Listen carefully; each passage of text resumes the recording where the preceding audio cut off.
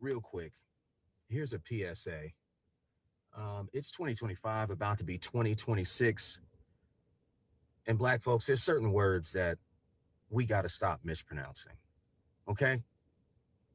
So I'm gonna give you a list of words and how to pronounce them and how to use them correctly. All right? And going forward, just apply this and do it the right way. Okay? All right. So the first word is going forward, modern. MODERN. Modern. Say it with me. Modern, not modern. Okay? Modern is not a fucking word. Okay? Example, we live in modern times. She's a modern woman. Not we live in modern times and she's a modern woman. Okay? That sounds dumb. All right? Pronounce it correctly. Modern. The second word is pattern. Pattern. Pattern. Pattern. Okay? When I brush my hair, I get a 360 wave pattern, not 360 wave pattern. Pattern is not a fucking word. Okay? So say pattern and not pattern. All right? Let's use it correctly.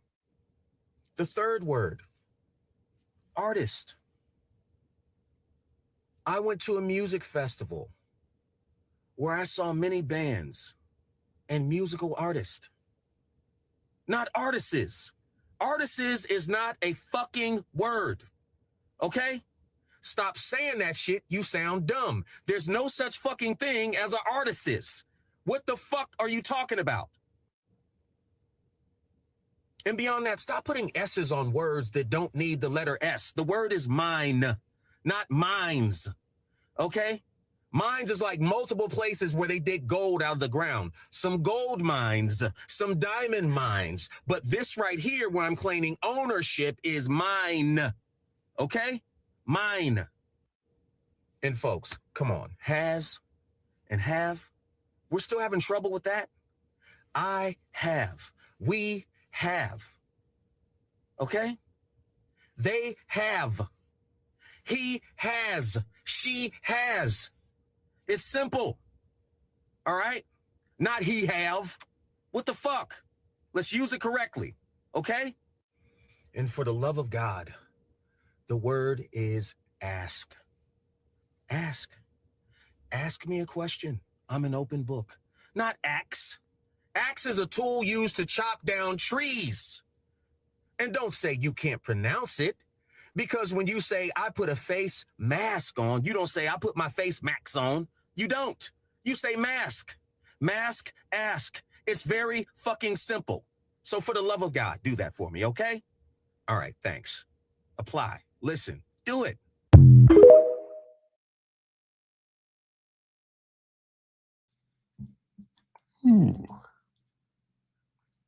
Who says my show is not educational? Who says that? How dare they?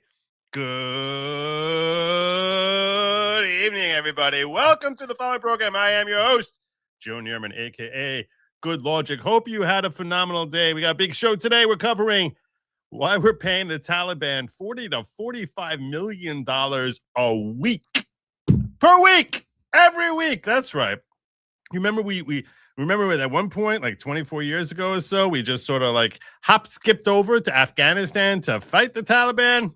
Now we're paying them $40 to $45 million a week. And Senator Tim Burchett has thoughts on that. Also, new developments in the fight between Erika Kirk and Candace Owens, where Erika Kirk strikes back and gets some backlash. She gets some backlash for it. She gets some support. She gets some backlash, and the lines seem to be dividing. Now, this fight in MAGA, this big fight that's been going on, is not something that's enjoyable to cover for me personally, because I don't like it. I don't like it. I feel as if like it's creating all sorts of dissension. I even did a space yesterday after the show where I was like talking with a friend of mine who's, leaning closer and closer towards Candace territory. And I was just like, oh, for the love of God, another one, and another one, and another one, and another one. It's It's very, very aggravating. It's very, very aggravating to see what's going on here. But the main topic that I plan on spending most of my time on tonight will be Kamala Harris. She got a book. And in her book, she got words. But yeah, believe it or not, I know. I would think that that if it was a Kamala Harris book, 107 days or something like that, that it would basically be like one of those pop-up things that I read to my 3-year-old grandson. But no, it's got words, and some of them words people found feisty, particularly Josh Shapiro, because she doesn't spare him any guff. Lots of guff coming from her. Lots of guff. So we're gonna get into that brewing feud. That's a lot more fun. That's a lot. Trust me, from my perspective, that is a lot more fun. Just watching the two of them just duke it out. Oh, it's good. And if you're going to be duking it out, the one person you want to have sitting shotgun with you when it's time to duke things out is obviously going to be this gentleman over here, Sin. Why is that the way you announce me? I noticed, can I ask you something right quick? By all means, axe away, brother. Is it becoming a pattern for me to be here on Wednesdays?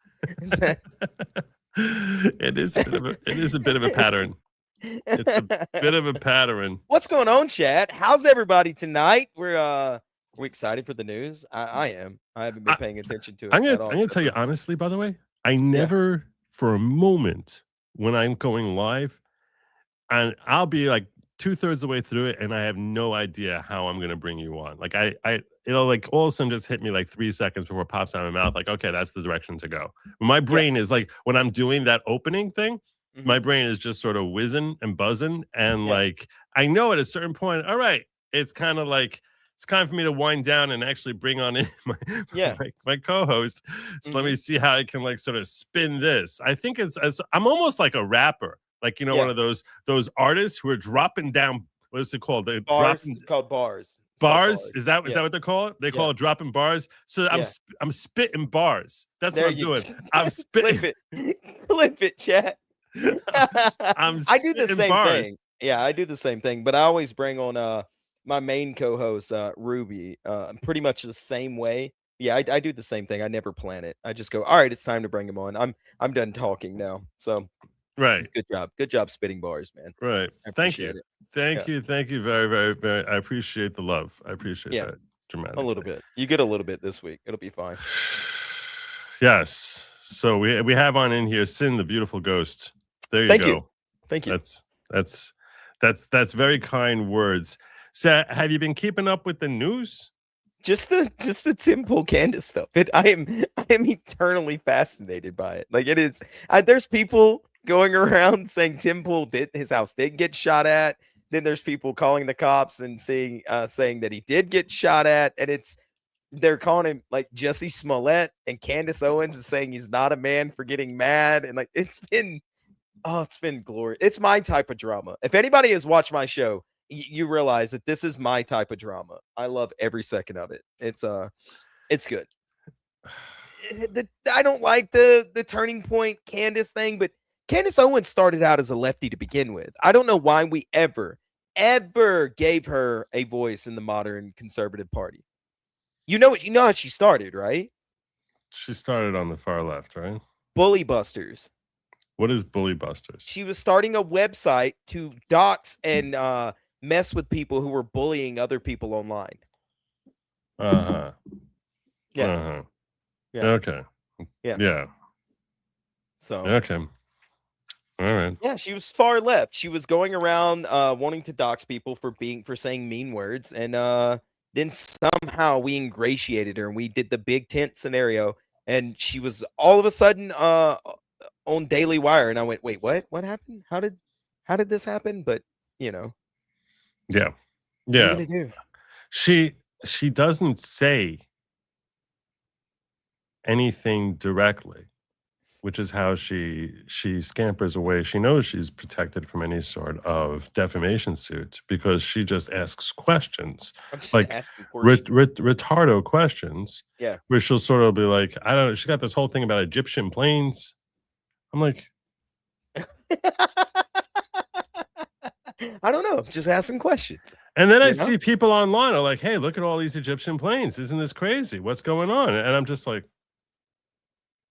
really, I really. didn't know she was a failed actress. Oh. I did not know that either. Yeah, somebody said that in the chat just now. That makes sense then. But the right-wing grift is good. So there's a guy that I cover all the time on my channel called Tony. And he is he's circled, like he surrounds himself with all kinds of lefties. All of them, Mm-hmm. every one of them are lefties, except for him. For some reason, he's the only Trump MAGA guy. And I was thinking about it. I was like, logically, what's the issue here? How does this happen? And it's because the left, you don't get those dollary dues. You know what I mean? The super chats. The left doesn't pay you to give your political opinions or to give an opinion on anything. Well, it's hard. It's hard. A homeless struggle to like. You're saying the homeless don't send super chats. Exactly. The non-working college kids don't send super chats. The non-working college kids who are spending money to buy estrogen blockers and testosterone pills. Right, and for the beer fund, right? Exactly. That's they're not digging into the first super chats. That's what you're trying to say. Could be. Well, Candace went so far down the question, everything rooted turned her stupid. Yeah. But she's not stupid. She's not stupid. I think you actually intentionally or unintentionally really hit on it, which is she follows the money, and there's no principle there. Yeah, I hit on it intentionally. Yeah, there's no principle there. Yeah, it's a matter of this is where there's money. This is where there's money. So if there's money in bully busters, I'll do that. If there's money on being on the right and whatever, and I'll do that. If there's money in working for Ben Shapiro, I'll do that. And when there's money in dishing out BS conspiracy theories to an audience which has seen how many conspiracy theories turn out true, she basically turns them into to like the second coming of QAnon. Yeah, I agree. I completely agree with that. But she followed the money, and I said that intentionally because, like I said, some of the guys that I cover, I noticed that. I went, oh, it all makes sense. So you can keep your politics undercover because you're doing it for a grift, and that's what she is. She is, if you look at her, she's a modern day grifter. She's a carny. So she's a street carny. Yeah, that's essentially what she is. Yeah. And seeing all these people who I like and respect, or at one time would respect, like be like, oh, well, that's interesting. Ooh, wait a minute. Well, wait a second. That's curious. That's always the tone. They're always afraid to say it, directly. This is what happened. It's only the no name. It's Spider-Man Dusts 61847, who's like, oh yeah, it was totally the military, but someone who actually has a name and a face that they value. They but don't. You have no reputation to lose then. Yeah, when you have no reputation to lose, everyone's very comfortable with being very definitive. But it's but the ones who have a name and face that they value, they'll be like, well, I just think it's curious. Hey, I'm just asking questions. I'm just asking. Yeah, but when Nick Fuentes thinks you've gone off the deep end, I mean, you sort of have to ask yourself. You've jumped the shark there, right? If Nick Fuentes looks at you, especially the stuff he said about Charlie Kirk and TPUSA over the last 5 years. Yeah. If he looks at you and goes, wait a minute, Candace, hold on. You've done something wrong. When Nick Fuentes is going, girl.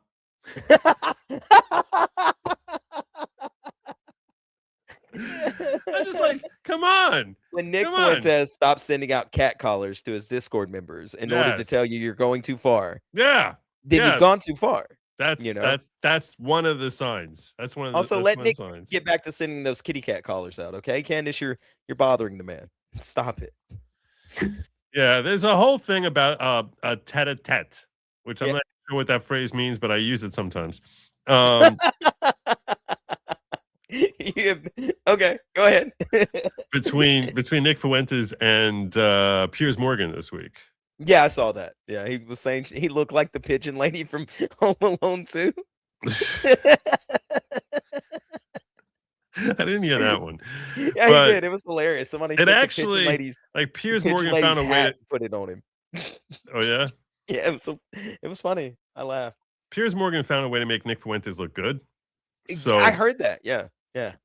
So that's why I didn't haven't watch really the whole interview, I but haven't really covered it because I'm like afraid. Like if I help make someone look good, then that gives them power to actually gives credence to their ridiculous perspectives, even when their perspectives are ridiculous. Yeah, but that shows that you're a genuine person who is out for the actual news, right? If you can show this and go, oh well, Nick Fuentes was right, or Nick Fuentes did do this, that shows that you're not just some sort of bitter guy on the other side of the fence of him. True. So like so on my show, I'll give credit where credit is due to people I don't like, and it has gotten me in a lot of trouble, especially recently.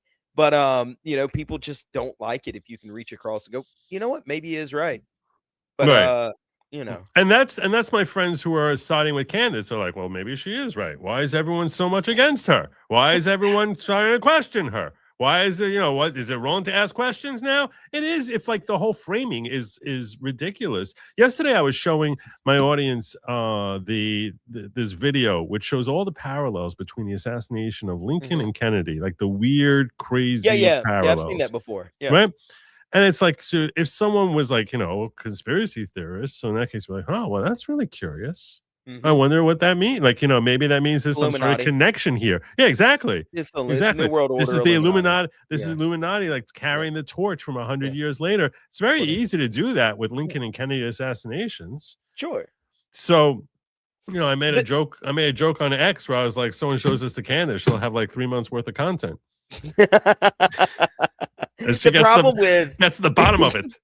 The problem with asking questions, especially modern day, is you have to have answers eventually. You can't just continue to ask questions and have that be your show or have that be who you are. You eventually have to have answers. I'm sorry. You're going to have to put your neck out there and either potentially be defamatory because you're lying, or you have to actually have the proof and show the receipts. That's my biggest problem in modern day commentary, whether it be me in the indie comic space and entertainment area or us in politics. Eventually, you have to stop asking questions and putting out receipts. Right. And especially when one day's content, like the theory she wants you to latch onto on day 7 is very different from the theory on day 11, which is very different from the theory on day 14. I heard Israel's behind it. That changed into the Mossad, right? The Mossad was behind it. Then we heard, and then I heard all about how there was someone inside. Yeah, it was someone inside the camp over there. That was the last one. Yeah. No, it's not the last one because the more recent one is now it's the military. Our military is. When did this one? Trump killed him. I mean, just like it's like all sorts of like it's like wait, so it's all of them. It's like whatever theory I can try, and it's almost like it's a parody of itself. Because when you sit there, now it's day 30, and I have theory number 16 as to what the real story was, and I'm just asking questions. I find this to be curious. I find this interesting. Interesting. Stop asking and start asking. All right, remind me one day. I've got a funny story about that black phrase, axe.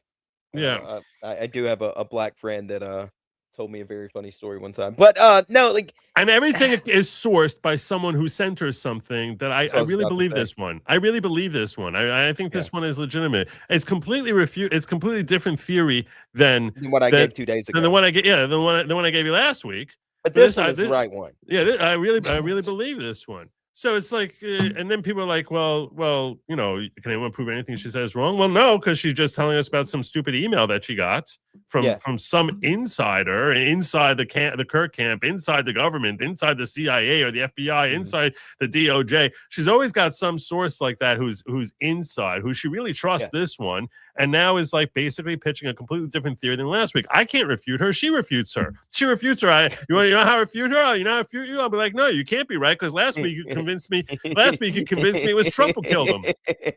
So no. Do you think? Have you ever taken your car to a mechanic that didn't know what they were doing, and they do what they call throwing a parts cannon at it? Right? You go to your mechanic and they just go, it could be a million things. That's what Candace Owens does, I believe. That's the way it feels like to me. She just goes, you know what? I'm going to throw everything at it and see what sticks. Eventually, something's got to stick somewhere, and I'll be right.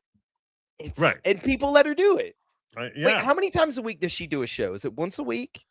No, she does that like every day, I think. Does she really? Yeah. Okay. Okay. I see. Okay. I see it then. All That's right. why every day there's a new theory. Yeah, that's what well, what happens is now you're drinking from a fire hose.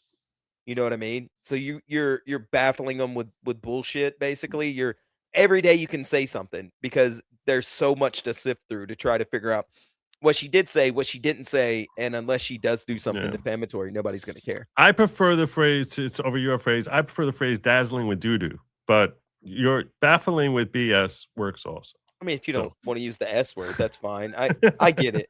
If you want to be a child, that's fine. You can say BS. It's okay. It's okay. And I'm just it's not gonna hurt.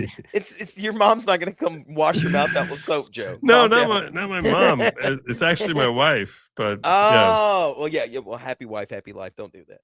There you go. She comes in there and hits you in the head. Yeah. Well, anyway, so today Erika lashed out on Fox News at so pretty. You think so? Yeah, man. She's a very pretty woman. What do you? And I'm not even into blondes. I'm more of a brunette guy. But she is a very gorgeous lady. Yes. Yes. Really? Yes. What do you? When's the last time you got your prescription checked?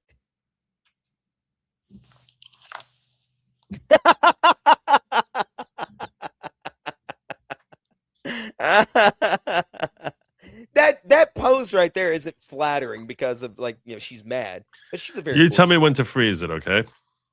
Just watch your reaction. I swear. You tell me when the good moment is. Oh, okay. All right. You tell me when the good moment was, okay? I'm not going to be in trouble. Yeah. Hold on. Candace is filling the vacuum that's created by the White House and its lack of going after government officials. When things don't move forward, other things that fill that need, and it can be crazy and chaotic. That's fair. That's a fair point. You know, you can blame. You're basically blaming Candace on Pam Bondi. Like, hey, this is all your fault, Pam. This is why we have Candace Owens, because of Pam Bondi. It's an interesting point. You know, when you give us reasons to question what the heck is going on, then people start. Then you got grifters coming in and with their own stupid theories, getting $5 million views per click that they throw out there. So yeah. Here she is going after Candace. Here's my breaking point on that. Come after me, call me names, I don't care. Call me what you want, go down that rabbit hole, whatever. But when you go after my family, my Turning Point USA family, my Charlie Kirk Show family, when you go after the people that I love, and you're making hundreds and thousands of dollars every single episode, going after the people that I love because somehow they're in on this. No. Which she is making, by the way, tens of thousands of dollars per episode. Based on views. Yeah. She's making tens of thousands per episode. So, yeah, she gets paid very handsomely for the BS she throws out. Still waiting for that moment. You know, I have to say it. I've never seen you like that. No, this is righteous anger because this is not okay. It's not healthy. This is a mind virus. Yes, I believe in our judicial system. I do. We have a hell of a team working on this. Excuse my French. But this is not okay. So you want to put these people back in the box where they've been creeping from? I don't care what box you're in. But just know that your words are very powerful and we are human. My team are not machines and they're not robots. They are human. We have more death threats on our team and our side than I have ever seen. I have kidnapping threats. You name it, we have it. And my poor team is exhausted. And every time they bring this back up, what are we supposed to do? Relive that trauma all over again? They watched my husband get murdered. I have no idea how I would have reacted if I was there that day. Which there is this hyper analysis of every movement that's made by any person there, which is and the objective seems to be, how can I show that this person who's standing next to him is Judas who stabbed him in the back? Like, that seems to be the objective of all of these, rather than just like there's no appreciation for the fact that's, and I understand why, I understand why, because the conspiracy theories, so many conspiracy theories have proven true over the last 10 years. But there's no appreciation for the fact that sometimes there's just people doing things in a normal, and sometimes there's coincidence the way there is between the Lincoln and Kennedy assassination. That's why I was sharing that, because I was like, hey, sometimes there's just crazy coincidences. That's just the way God created the world. So to try and build in that this is now insight and that you're more informed rather than less informed by creating a link when there is no link. Yeah, that's true. So that just you're making yourself stupider by thinking that there's a link. Because if you're looking for links, you can find more links between those two assassinations than almost any two events in American history. And you sound like an idiot if you actually think that those two events, unless there's some Methuselah who's running around, coordinating all this stuff, if you think that those two shootings were related to each other, everyone would understand you're retarded. So that's why I think it's the perfect parallel as far as showing that sometimes you have things that just seem to overlap in funky, inexplicable ways, and it's definitely not a conspiracy. So just because you see something, you can ask a question about it, say, I find that curious, doesn't mean you're making your audience smarter. Quite the contrary, you're just drumming them up. Now, I don't know that Turning Point USA is this saintly organization the way that Erika Kirk would like to have it held out. There could be questions with respect to the way they run things or the way they handle things or things of that nature. I'm sure there's internal fighting like any organization, any complex organization would have. Then I don't know. She portrays herself as, as a Christian saint. I mean, the way she carries herself, and I think so. I personally think so. I have no reason to think otherwise. But I can understand someone saying, I think that gloss is a little too pristine for it to be legitimate. So I've heard that complaint as well. But she's too shiny. She's too that it has to be an proper. Act. That has to be an act. Man, that's a theory I've heard. But what I'm saying is, it's like, why are you trying to cast judgment on her? Like, people are trying to find reasons to rip them down. When it's like, why, how is that honoring your friend who died? How is that helping him out? Is that something he would want you to do?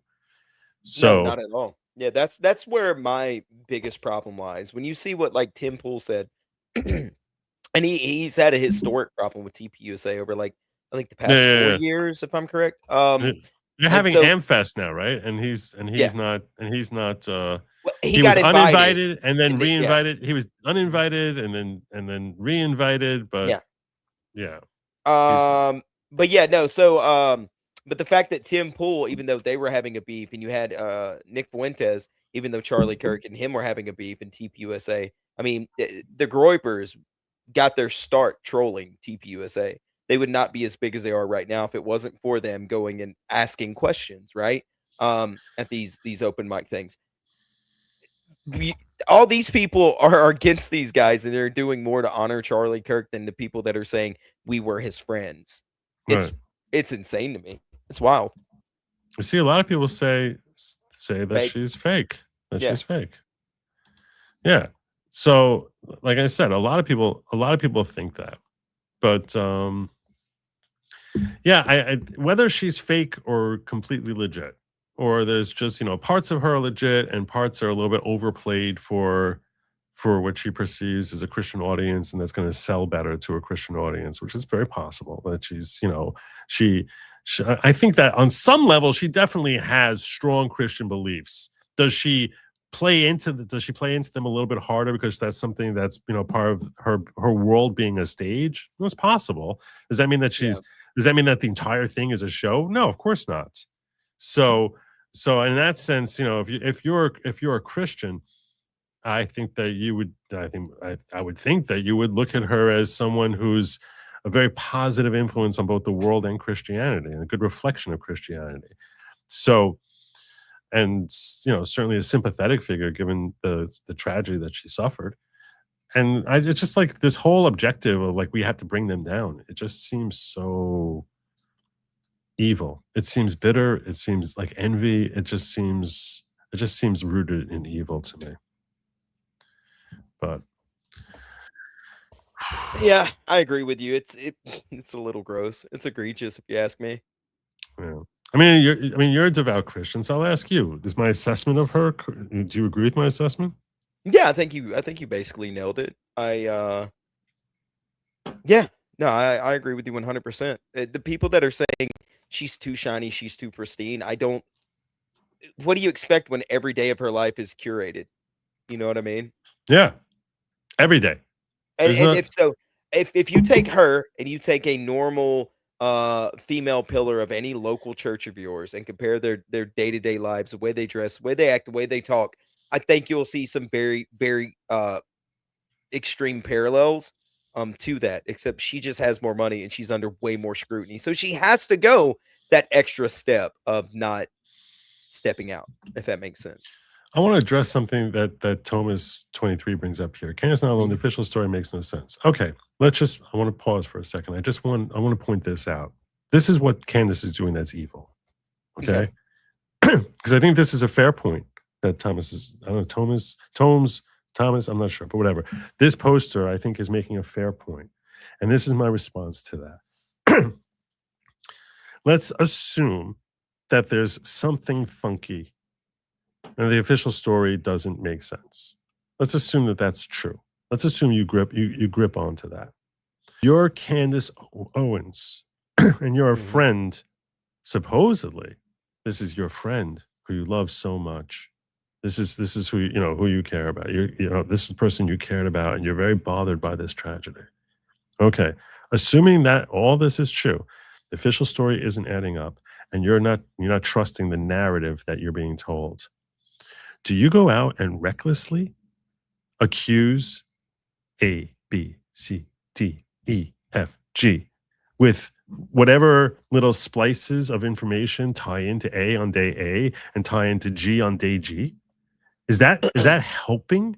Is that something that you do as a friend? Or would you say that's pretty irresponsible type of journalism? It's sensationalist journalism that's designed to try and make the audience think a certain way, irrespective of the fact that it's completely far from the truth, or on several of those days, you're going to be very far from the truth. Maybe one of your days you're right, but on several of those days, you're going to be very wrong and very hurtful to the people you wrongfully accuse. And that now you're going out there and basically saying, j'accuse to this person and that person and the other person, saying that each person here is terribly evil and guilty, when really you're the one who's just becoming fat and rich from just saying j'accuse. Yeah. So is Candace Owens the noble one here, or is she the evil, vile one here who's turning on someone who she claims is a friend of hers? That's my point. I was going to say, if I was Candace and I was a true friend of Charlie and a friend of Erica's or whatever, and I had all these questions, I make enough money that I could quietly investigate and put out a documentary or something. There you go. And bring it. There you go. There you go. That's something. You're like, hey, look, here are all the reasons I genuinely believe that Trump did it, or the military did it, or Bibi did it as a Mossad, or whatever. Here's all the reasons. Yeah. Right. Exactly. You come out with that, not every day a new accusation against someone else. And then basically some of them are clearly wrong. Yeah. So how do you have an explanation for those days when you were completely wrong and wrongfully accused someone, including people who were closest to them, like Erika and the entire team there? How do you come out and do that? Yeah, I agree. Like I said, if it was me, I would take my time and investigate them. I would use my own money. I'd put it up. And then you know what? If you're smart, you could make more money than what you invested into it by putting it out. It's like, look, here's a documentary. Here's what I proved. Boom. Yeah. Anyway, let's hear the rest of her outrage. And thank the good Lord that I did not have to see that happen. But my team, they are rocked to the core. So why every single day do they have to be dragged through the mud, analyzed, hyper-analyzed? You know, the conspiracies that are out there, all of the like. Do you think that there is more of it now because you do shine your light? I mean, did people just expect you would just go away? I don't know what they expected. They pick on you because of your accessories. I mean, I've seen some of it. Oh, yeah. No, at this point, it's what the conspiracy collection Get it before Christmas. Like, seriously, you will, if you want to find and pick me apart, go right ahead. I do not care. I don't. This was happening before Charlie was murdered. Both of us have been through the ringer of people will call you whatever they want to call you. There's a certain actress she looks like who I'm trying to remember her name. Really? Who is there was a season of Dexter, I think, where there was a blonde girl who was kidnapped at one point and then he saves her and she starts working with him. Were you a Dexter fan? Yeah, I watched that. Are you talking about the girl from She was a famous actress. The chat will know. The chat will know. Someone in the chat will know.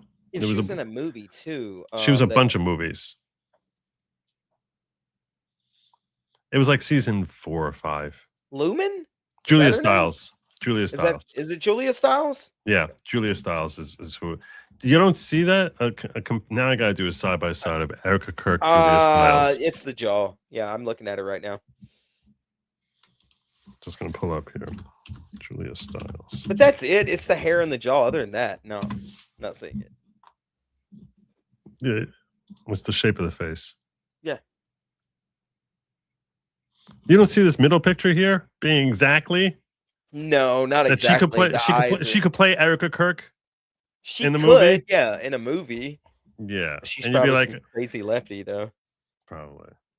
Yeah, to me, this is that's. Well, that's an old picture of her. She could have played Erika Kirk. Kirk now. I'm getting a lot of no's, nopes, and a couple of I see it. So I could go with you on it, but I don't agree. All right. That's who I knew there was like Look, some. Joe's just asking questions, everybody. Okay, let him just ask some questions. It's important. Look, to ask in the questions. modern times, he's looking for a pattern, and that's so.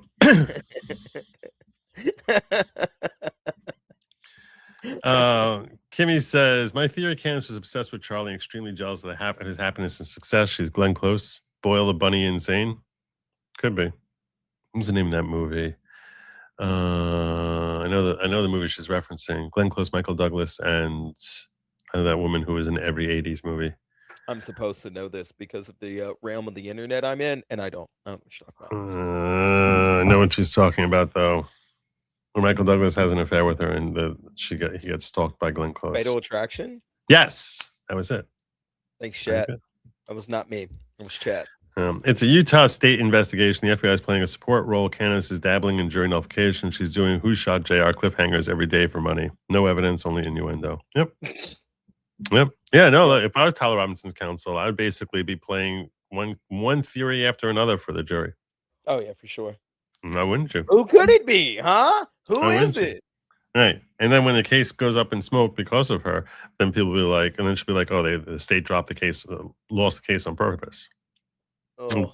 That's what I'm saying. Everything about her is revolting. This is because vile. it was the government and Mossad and Trump and everybody. Exactly. It's part of the cover-up. It's part of the cover-up.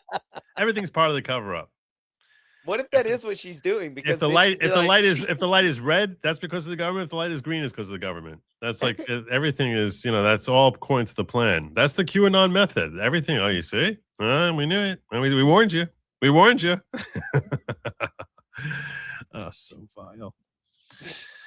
So vile. I have a couple of side stories that I meant to throw at you that I didn't put in my description or anything like that. Okay.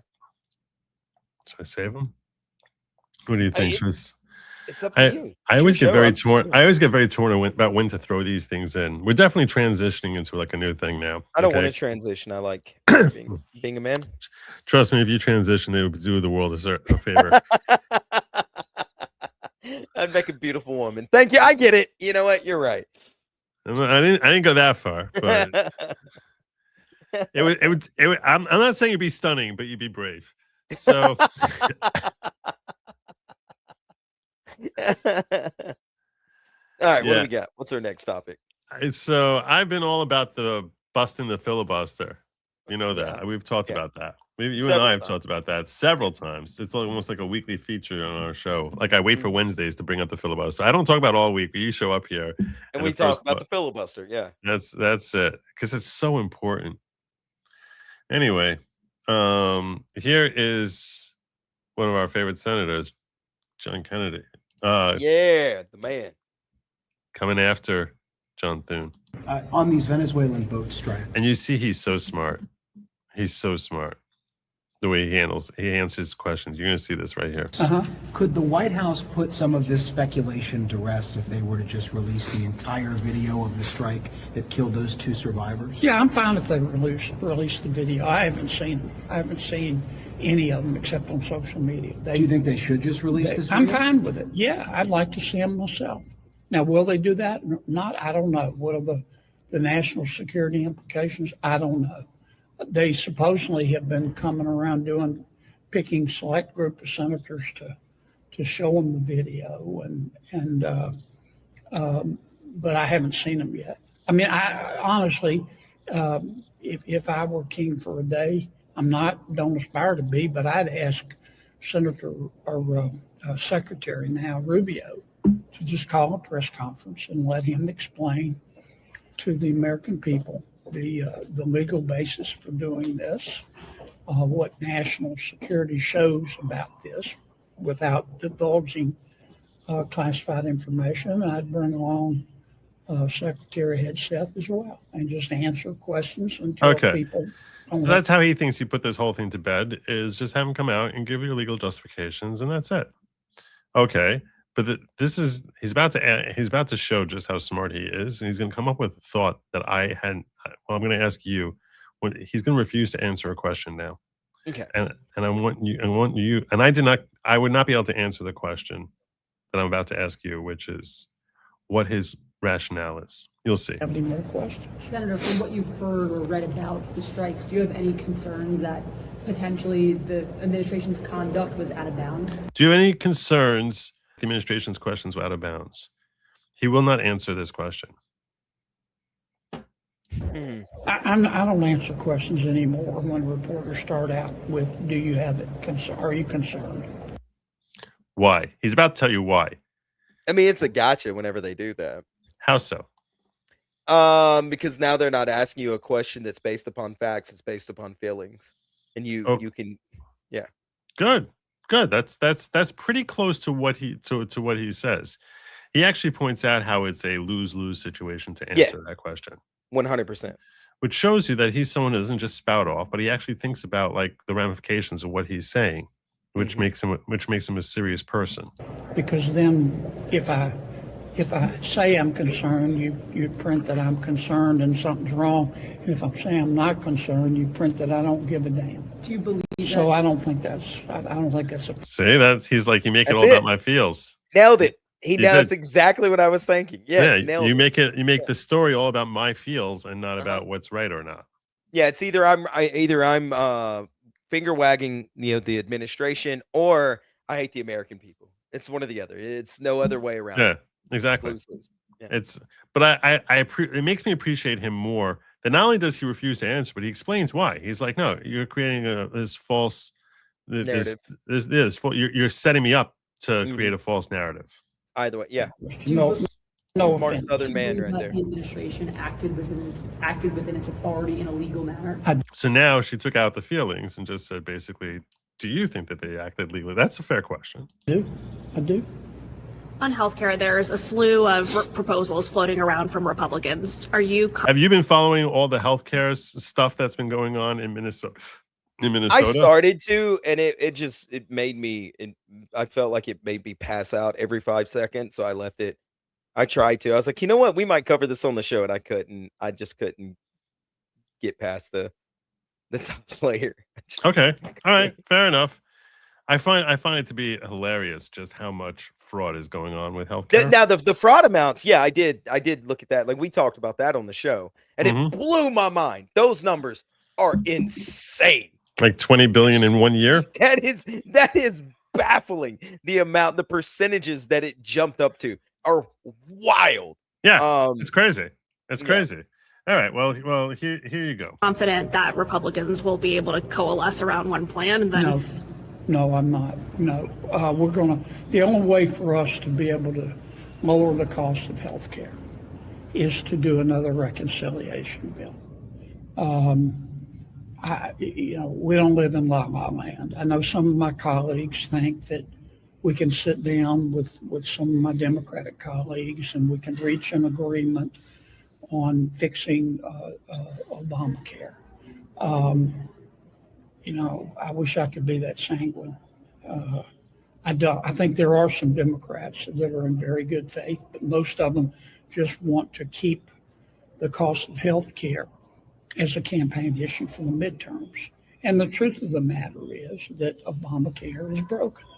When we adopted Obamacare, we were told that insurance would be cheaper and more accessible. It's been neither. We were told it would make our lives better. It's made our lives worse. The damn thing's broken, and we ought to address it. But the only way that I can see us addressing it is through a reconciliation bill. And for the life of me, I cannot figure out why my friend Senator Thune will not agree to do another reconciliation bill. I just can't. It's beyond me. Why would you give up the chance to put together sound social and economic policy when you only need 51 votes to do it? Why would you give that up? It's almost, I don't understand it. But I'm going to keep pounding him. Well, the other way to do it is to just get rid of the whole freaking filibuster altogether. Yeah, they're not going to now. Well, perhaps there'll be a shutdown in January when this current.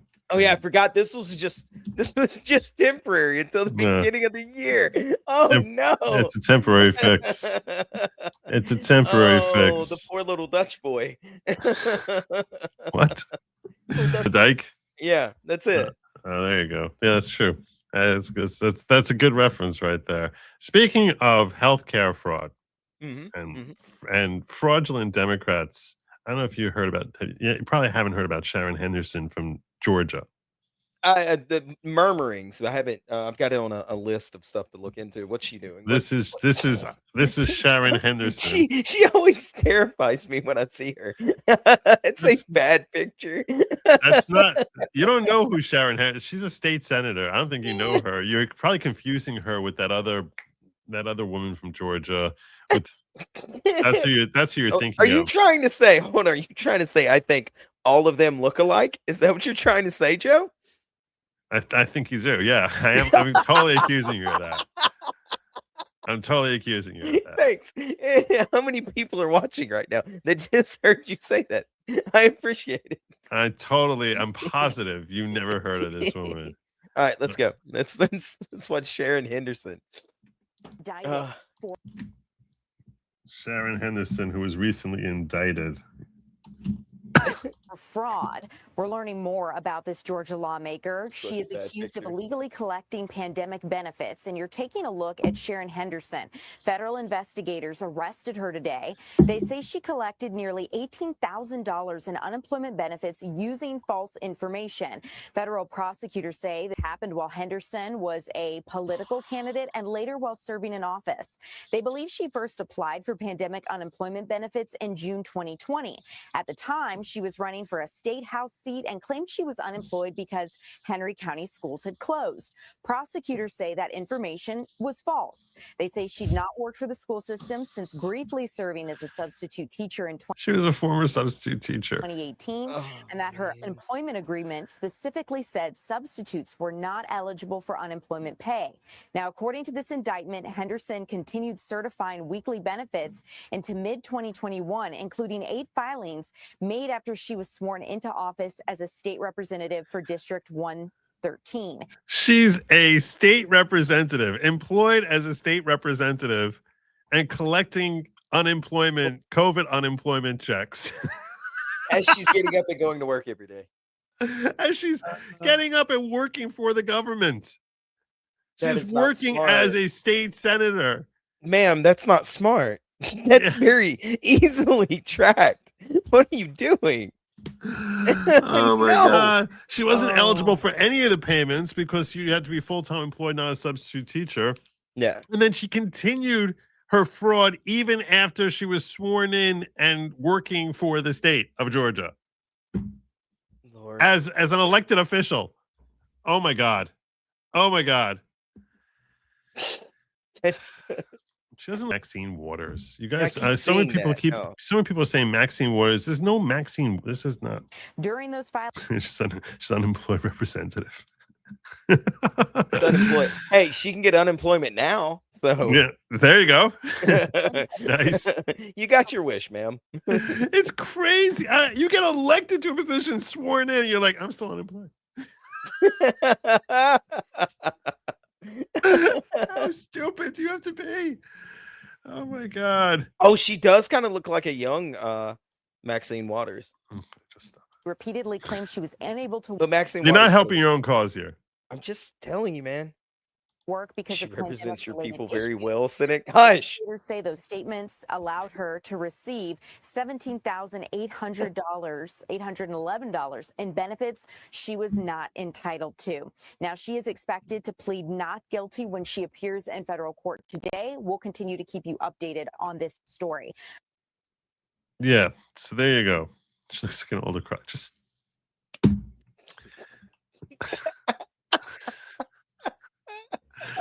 I was thinking of that woman, the woman with the gap in her teeth from Georgia, the one who keeps losing elections. I tell you what, I get The in one a who's lot got of the Mike trouble. Tyson smile. I get in a lot of trouble talking about people like her on this show specifically.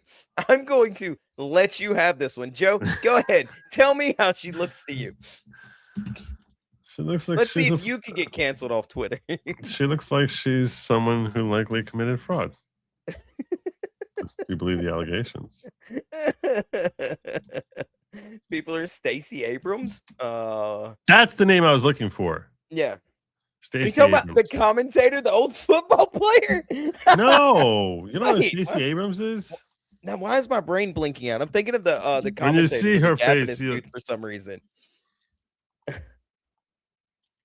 She's identified All right, herself. she doesn't as look unemployed. like Stacey Abrams. She doesn't look like her. But... No. Well, like Stacey Abrams that ate Stacey Abrams. Lord have mercy. I forgot how big Stacey Abrams was. Stacey Abrams. So You knew, long. as soon as I said the Mike Tyson smile, you all knew what I was talking about here. I mean, this looks like this is an actual photo of her, which looks as like someone graffitied it to like make fun of her. Somebody to Photoshop Stacey Abrams' head on that Mike Tyson meme where he's got the two pigeons kissing and he's like, now Kith.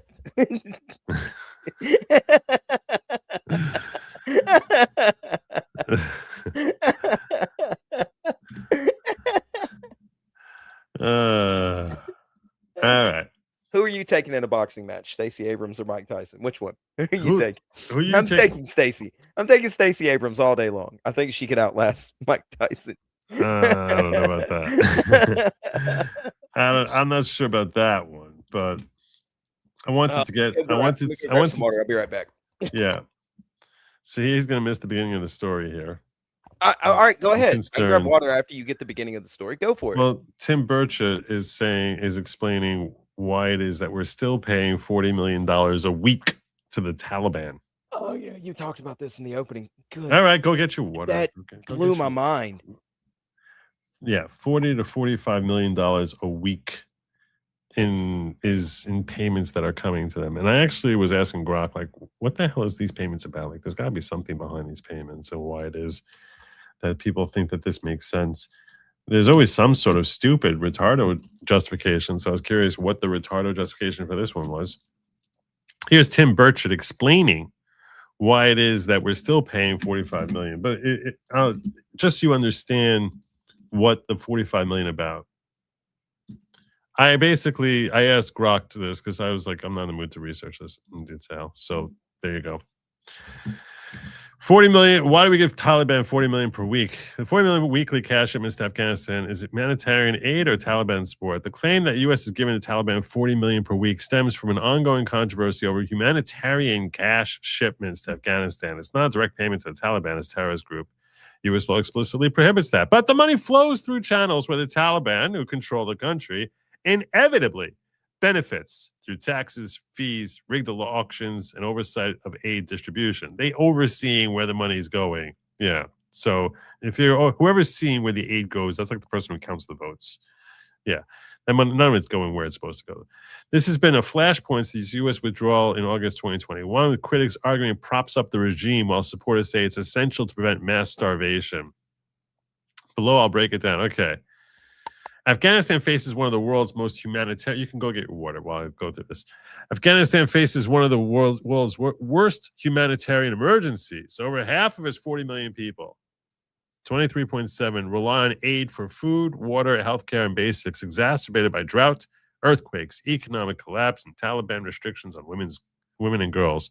How is it that Taliban restrictions on women and girls play into this? I have no idea, but it's horrible the way they treat women and girls, but this is totally woke rock, which is trying to basically throw everything back into it's all about misogyny. The UN estimates 15 million Afghans are at risk of famine without intervention. The United Nations Assistance Mission in Afghanistan, or UNAMA, funded largely by the U.S., for U.S. dollars up to $40 million per shipment from the Federal Reserve Bank of New York to Kabul. This totals $2.9 billion in cash since 2021. We've sent them almost $3 billion now. Why are we flying them? Physical currency. What are we? Why do we keep doing this? Cash is deposited in a private Afghan bank. And dispersed UN agencies and NGOs for salaries, food procurement, and supplies. Aid groups must convert dollars to Afghanis, which is local currency, via money exchangers who buy Afghanis from the Taliban-controlled DEA Afghanistan Bank. Cash avoids sanctions on the Taliban-run banking system. That's why, because there's a Taliban-run banking system and stabilizes the economy. Pre-2021 foreign aid was 40% of Afghanistan's GDP. Without it, the Afghani would collapse further, worsening poverty, UN officials. So there you go. We all have to prop them up. Let me tell you something. If you can't afford to run your country, you don't have a country. You don't. I agree. We might as well. I still, if we're going to nation build, we should have just nation built. I don't know. It still baffles the mind. It boggles the brain. Because we're still giving them money. How much were we spending a week to do the war? Right? Those numbers were huge. You would think it was less than this, right? The Taliban skims millions weekly. Special Inspector General for Afghanistan Reconstruction, bipartisan U.S. oversight body, has documented in his report since 2023, warning, I cannot assure you we are not now funding the Taliban. Taliban charges NGOs 20 to 100% taxes. So please let it go through to these people and don't keep it for yourselves. That's basically, please terrorists, don't keep this money for yourselves. Please don't keep all this money. Please don't. This is the stupidest thing in the world. I mean, how stupid do you have to be? Why would we keep sending them money? You have to be an idiot. Let's see here. The war project of 20 while we were something, it says like 2.3 trillion. The most commonly cited comprehensive figure is 2.3 trillion over 20 years for the war in Afghanistan. Okay. That was from Grok. So we're already getting close. Well, $1 billion to $1 trillion is very far, but it's very far apart. But still, we're already starting to rack them numbers up. Pretty quick. We are racking the numbers up. So here's Senator Tim Burchett, explaining why it is that we are still, even though you would think that this should stop. Thanks, once Tim. It's been called. Here's Tim explaining why we're still doing it. Way to go, Tim. Hey, everybody, Tim Burchett, as you know. Great voice. Yeah, he needs a radio. He needs a podcast. Tim Burchett. Yeah. I would listen to his podcast. Oh my gosh, such a great voice and accent. Tim Burchett. As I've been championing the cause to quit paying the dadgum Taliban 40 million, 45 million, whatever it is a week. We're giving them over $5 billion total since the Biden administration. Every week, we can't stop the bill. We can't get the bill passed in the Senate. It's taken me over a year to get it out of the dadgum House. Dadgum. We got a fellow over in the Senate who is a staffer, but he was a former, I believe, ambassador to Afghanistan. And his name is what? Tom West. And apparently, our good friend Tulsi Gabbard and the Trump administration denied him his security clearance because of his alleged cozy relationship with the Taliban. So this guy Tom West how is he standing in the way? And so I suspect that's what's going on in the Senate. That's why they're stopping the bill, and people say, well, y'all are in the majority. Why don't you just act like it? Well, you got to have 60 votes over there to pass a bill of this significance, and that's the holdup. And we're going to continue to see this kind of nonsense until the country wakes up. And I don't care what party you're in. We shouldn't be paying these people any money. They will hate us for free. All they're going to do is use that money to come at us in a different area and kill Americans and kill our allies. Dadgummit. This is what's going on. I'm letting you know about it. You can make the call. Call your senator if you've got a Democrat senator. This is beyond that. This is actual, in my opinion, corruption. We know this money flows around. We know, Elon Musk told us about it flowing into dark money campaigns. And I think some of this money, I'm not sure if this is or some of the other, but surely it's flowing back into the pockets of politicians in Washington. And if it's a Republican, I hope they haul them out of here in chains. And a Democrat as well, because I don't care. I'm sick of it. We're $38 trillion in debt. We're sending over $40 million a week to the Taliban, and the United States Congress doesn't have the guts to stop it. That's pathetic. Let's fix it. Thank y'all. There's Tim Burchett. So Tom West, apparently some ambassador who's got friends in the Senate and basically is likely getting his own cut of it. That's the guy. That's good. Yeah. That's great. You don't think there are kickbacks from the Taliban? Oh, 100%. Yes, guaranteed. I'd be willing to bet anything in my life. I've got a lot of important things in my life. Yeah.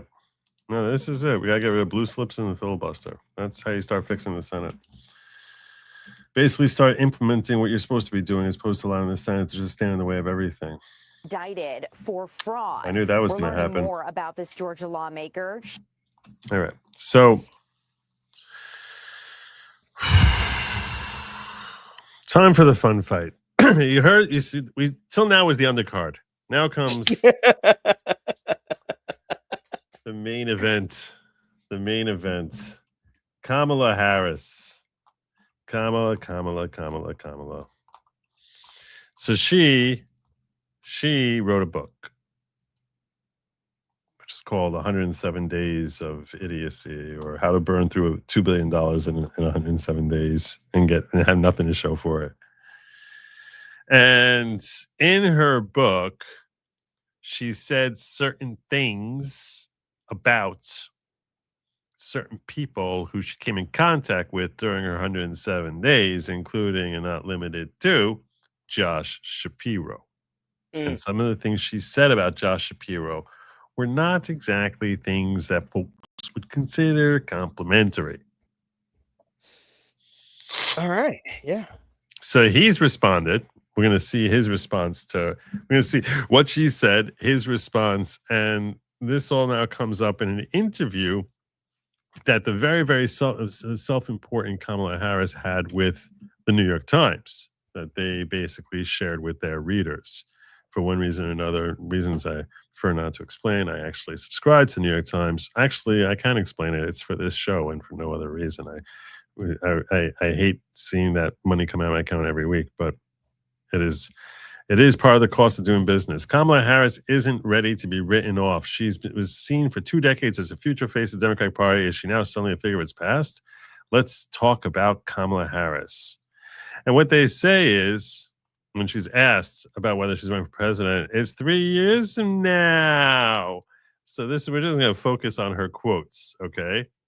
I mean, honestly, this is... God. So she wrote a book, and now she's on a book tour where she basically goes around the country hosting these events where she gets a few hundred black women to show up and she talks to them. And yeah, this sounds really corny, but we have to stand for the people. And I know that sounds corny. I know that, but I mean it. It's like, this is a person who is hopeful of being president. This is her first female president. Okay. Yeah. Her place in history is already secure, and she knows it. Okay.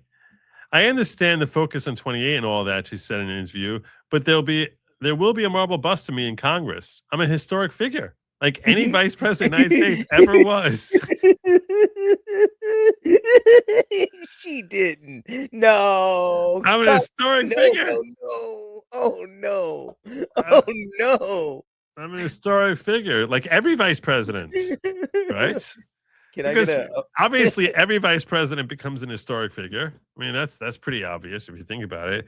Who can forget the likes of Levy P. Morton?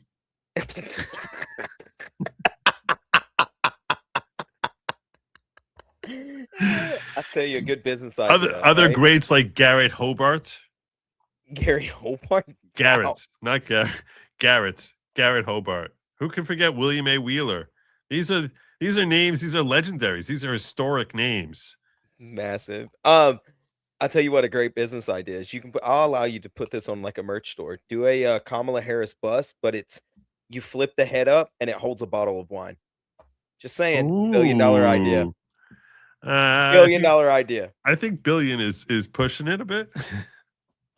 $10,000 idea right there. I think we'll call it a $400 idea. That's 400. Okay, all right then. Now you're just busting balls there. Okay, you're just being mean.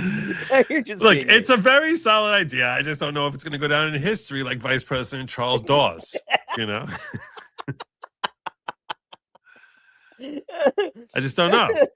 I don't know. You know, it may not. It just may not. It might not. Who knows? Maybe. I can't believe she said that. I'm gonna be a historical figure. There's gonna be a bust of me. There's gonna be a bust of her. This is what they're all about. What they're all about ultimately. What they're ultimately all about is just what can I put on my resume as far as job title, not what did I do. None of them care at all about accomplishing. All they care about is their job title. So I can put on my resume that I was the first female vice president. And yeah, but was she Indian or black? That one is still out for debate, which is on who she's talking to. It's immortally hilarious to me. Like I will always laugh about that to the end of days. I will say this. Look, not a lot of people were big fans of Vice President Henry Wallace, but he always admitted to being a white man. At least I know Henry Wallace. Rest of them, I even had to go, wait, hold on. Were they a vice president? You heard of Henry Wallace? Wallace, really? Like the rest of them, I thought Garrett was Gary. I was like, wait, hold on. Who do you think goes down in history more, right? Hillary or Kamala? I think Hillary. That's an interesting question. I personally think Hillary. I think the fight against Trump and that race was more historic, even though there was more historic events to get Kamala into the seat. That's an interesting question. If you ask me, I think Hillary is a lot smarter. Well, they both have similarly empty resumes. Mm-hmm. Like seriously, nothing but the title. When both women were running for president, what was that? Hillary has more bodies in the chat. It just this is true. This is true. I once did a whole episode about the allegations against the Clintons. I don't know if you have any. Do you have any? Just pick a round number as to like how many people have been linked whose deaths have been linked as tied to the Clintons. Am I overshooting it by saying it's in close to the hundreds? You are. I think as based on what they bring down but there is roughly like it's in the 70s. That's what I was thinking. I was thinking close to the hundreds, but I knew it was north of 50. I mean, the guy who took himself to a tree with a shotgun and everything, that was fantastic. Way to go.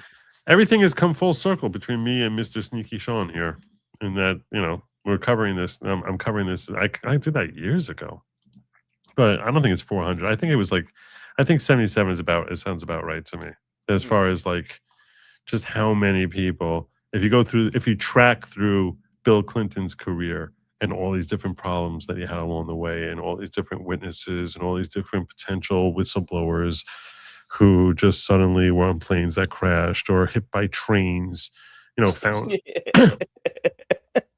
the muggings and I mean, it's just the suicides. It's just one after another. That is just like, this is literally plane crashes. Like, I mean, involving like, half a dozen people all dying. Where like, one person basically is like, I'm about to come out against the Clintons, and gets on a plane and their ambassador, and the plane goes down. Like, just crazy stuff. So, yeah, lots of bodies. But I think, like, if you ask me, like 100 years from now, who will people remember better? Like, remember more strongly? Yeah. It's a very tough call. I think Kamala's going to end up just being a slight footnote. I really do. You think so? Anything? Yeah, because I mean, Hillary ran for president before her. Like, she was the first. She was the first nominee. Yep. And vice president and nominee seems to be like more significant than vice president. Meaning, I mean, I know obviously Kamala becomes a nominee later on, but the point that I'm getting at is SNL had a thing when during this past election cycle in 2024 that they were like, can you name this person? And they brought out and they brought out, and the joke was how all these affluent New Yorkers, these white affluent New Yorkers basically are so self-involved they can't remember anything about who's around them. So like, the first person that comes out, who's that heavy black guy who's on SNL for a long time? Kenan Thompson. Yeah, Kenan Thompson. So he comes out, and he's wearing like a doorman uniform. He's like, I've been the doorman in your building for the last 22 years. And he's like, what's my name? The guy's like, so like, how he just basically, he's like, are you sure 20? It's been that long. So, and then all of a sudden, this old white guy comes out and he's like, I was the vice presidential running mate of Hillary Clinton. And he's like, I can't remember. He's like, I can't remember who you. I was like, he's like, really? Really? You called it the most important election of all time. What's my name? He's like, maybe if you were memorable, like Tim Walz is memorable. And he's like, my first name is also Tim. Yeah. And he sure is. He's like, oh, yeah. So my point, I think that the point of it is no one remembers vice presidents. No one remembers it. So I think that you could be correct. I think that Hillary might be, after when all is said and done, a century from now, I think that perhaps Hillary will be more memorable for former first lady, for the first female candidate. It's a fair point. It's a fair point. Anyway, we have to get into some of her more controversial statements. So she's bragging in this article here to the New York Times. So she starts bragging here, saying thousands of people are coming to hear my voice. Thousands and thousands. Every place we've gone has been sold out. She has like roughly like 600 or 700 coming to see her. She's a former freaking vice president. She's on a book tour. She's like, I mean, okay, that's not bad. But she's got so much star power as like the first female vice president. Who the heck is coming to listen to this woman opine on anything? Who? Like, why? Why would someone say this is a person? Oh, I can't miss that. I can't miss that. But so this article goes on to say the book takes small swipes at potential 2028 rivals. She didn't consider Pete Buttigieg for vice president because she didn't believe America was ready for a ticket with a black woman and a gay man. Really? Really? She was disappointed in Tim Walz's debate performance. That's interesting. Yeah. Okay. He did get blown out of the water by JD Vance. I mean, he's like, I'm kind of a knucklehead. What can I do? So wait, JD Vance dragged that man. Weren't you in China for Tiananmen Square? Like, according to reports, you were behind you were actually at the wheel of a tank there, rolling up on those students. Well, call me a knucklehead. I don't. You say you were in Tiananmen Square, but you were like 9 when that happened. Maybe I'm kind of a knucklehead. She was disappointed in Tim Walz's debate performance. She found parts of Josh Shapiro's vice presidential interview off-putting. That's what she said. That she found parts of his interview off-putting. And when asked about, so with respect to what she said about Josh Shapiro. Real quick, here's a PSA. It's 2025, about to be 2026. That's not what I wanted to happen at all. And black folks. Yeah, so when she's I'm gonna pause here from the New York Times story to share with you what she's told, what happened when Josh Shapiro heard about what she wrote in her book about him. Okay, because Pennsylvania Governor Josh Shapiro accused former Vice President Kamala Harris of telling blatant lies to write her post-campaign memoir, according to The Hill. Is in writing her memoir 107 Days, and quote, to cover her ass. That's what Josh Shapiro said. That's what he wrote. That's what he said. According to that was a profile that was done by The Atlantic. Tim Alberta described Shapiro as between outrage and exasperation as I relay the excerpts about him from Harris's book. Can you imagine having that awesome job of like, hey, can I read to you from Kamala's book about what she said? Oh, she mentioned me in her book? Oh, tell me what she wrote.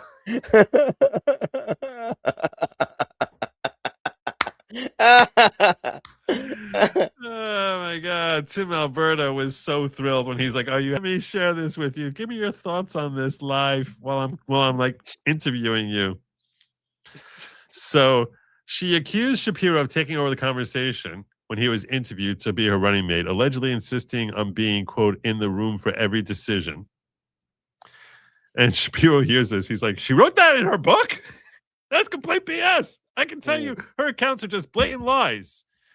So then The Atlantic also told Shapiro about some of the questions that Harris recounted him asking during an interview, including about the size of the vice presidential naval observatory home and if the governor could loan Pennsylvania art for the residents. So Shapiro defended himself and said that anyone would ask these questions. I want to know what's going to happen when I get there. If someone was talking to you about forming a partnership and working together, anyone would ask these questions. And according to The Atlantic, when they asked Shapiro if he felt betrayed, that he snapped. He said, I mean, she's trying to sell books and cover her ass. I shouldn't say cover her ass. I think that's not appropriate. She's trying to sell books, period. So that was his take on it. And Democrats lost ground in some of these communities by failing to show up and failing to treat people with the level of respect that they deserve, Shapiro told The Atlantic. I was direct with them. Basically, if you would have had me on board, you'd take Pennsylvania. You don't get swept 7-0. And I'll tell you this much. He's right. Yeah, I agree. He's right. He's very popular in Pennsylvania. I don't know why they didn't pick Josh Shapiro. I don't know. Yeah, you want to know what else she put in her book? We're ruining the book by giving you the best parts of it. I'm not going to read it anyway. And I guess for all of you who are planning on reading a book, spoiler alert.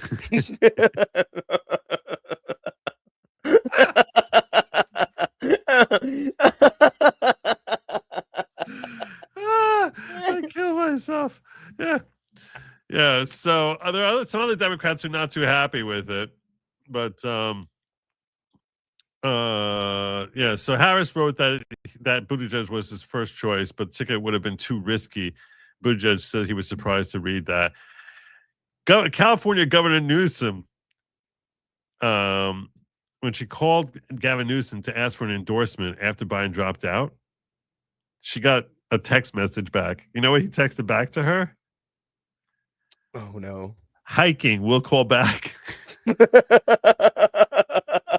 I'm very important. I'm the sitting vice president. I'm hiking. And this is the guy sends back to me, the sitting vice president, the presidential nominee, hiking. I'll call you back. When I get around to it, I'll get back to you. You think she looked at her phone and said, "There'll be a marble bust of me one day, Josh." That's what she said. That's what she should have told Gavin Newsom. Don't tell me hiking. There's a marble bust of me in the Capitol. There's going to be. Hiking. We'll get back. When Newsom heard about this, so he told Kristen Welker, he's like, I don't even know why I was even in that book. What the hell are you writing this in there for? And he said also that he sent that endorsement a few minutes after his text as one of her first endorsements. So, because he was, if you think about it, she came from California, right? She was a senator from California. So that was the endorsement. And also because of that he potentially had an interest in running, right? Once he dropped out, that like 5 minutes after Biden said he was out, the question is who's taking that presidential nominee, and then all of a sudden it very quickly went, because Biden, when he first sent out he was dropping out, he didn't mention Kamala. It was later in the day, hours later, that he mentioned that he's like, I'm supporting Kamala, that she's the nominee, but that was a bit of a surprise. And the question was, why not have primaries, and who would have been like the major candidate to take that place if not Kamala? Gavin Newsom was on a short list of like 3 people, right? It was him, Kamala, and probably, I don't know, Gretchen Whitmer. These are like the 3 most likely candidates. Frankly, we got very lucky that they went with the worst one out of them all, and Kamala Harris. She's weak sauce. But can you believe the audacity of this woman, that she's like, yeah, there's gonna be a bust of me in? No, I can't. Why are you, ma'am? You're a footnote in history. I'm sorry. I look. Actually, I'm not sorry. You're a footnote in history. You got lucky. You got lucky that you got saddled with a guy with dementia. Yeah, I mean, no, she got lucky that she was deemed a black woman. That's really what it was. That's the only reason she's picked. Yeah, but she ran. If you're Joe Biden, when you're picking your vice presidential nominee in 2020, like seriously, you think Kamala Harris, who is so irritable, so unlikable, who fell out of the presidential race, like one of the first ones out of the field of 40 to fall out of the race, you think that's your first choice there, is I'm going here? Yeah, no, not at all. But it was the PC choice. Exactly. So you sort of feel as if I have no choice. It's like, this is the only black woman who ran here. So he's either going to go with her or go with Elizabeth Warren? Who's he going to go with? So, yeah, she fell into it just by dint of melanin. And, yeah. Yeah, so, she didn't have enough melanin, so they deemed her a black woman. But she she still would just be not even a footnote in history if it hadn't been for Joe being sick. She would have never ran for president. She would have always stayed a vice president. And yeah, she would have got a marble bust, but at the same time, there is no marble bust for vice presidents. I don't think Schuyler Colfax. I don't think Schuyler Colfax puts Schuyler Colfax. I don't think he's got a marble bust in the Capitol. Oh wow, who can forget legendary Schuyler Colfax? No, these people don't have. They don't get you don't go down in history. I guarantee you, there's a marble bust of Schuyler Colfax somewhere. There's no marble bust of Elbridge Gerry. You're just making names up now. You're saying nonsense. I happen to have a ridiculous knowledge of vice presidents. Are you autistic, Joe? Have you ever been tested? I had a friend growing up that was autistic and could do that. Like all the presidents and vice presidents and states and things like that they were from and years. Are you? No, I have a Wikipedia pull up here of all listing. All That's what I would say too if I got called out for having autism. I get it. Hey, it's look, man, it's 2025. Autism is beautiful. All right, weaponize it. Thank you. So